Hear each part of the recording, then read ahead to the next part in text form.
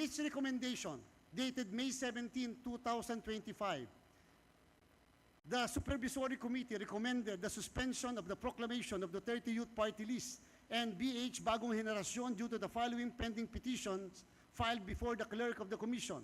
Duterte Youth Party List, SPP number 19-009, filed by Ria Beatriz Magtalas, Abigail Alelitan, Reina Punsalan, and Aurel Ros Angkos, and B, SPP number 25-008, filed by Youth Advocates for Climate Action, Philippines, National Coordinator Rachel Pagsanhan Hunsay, Polytechnic University of the Philippines Student Regent Michael Choi, C. Cabangon, and University of the Philippines Student Regent Francesca Maria Duran.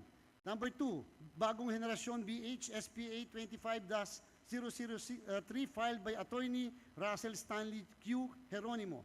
Considering the serious allegations raised in the above petition, which involve grave violation of election laws, the National Board of Canvassers resolves to suspend the proclamation of the Duterte Youth Party List and Bagong Henerasyon Party List until the speedy and judicious resolution of the petition filed before the Clerk of the Commission. So ordered, signed by all the members of the Commission and Bank as the National Board of Canvassers, with the note of the Chairman of the National Board and the Chairman of the Commission on Election. Certification approved by the Commission and Bank on 18 May 2025.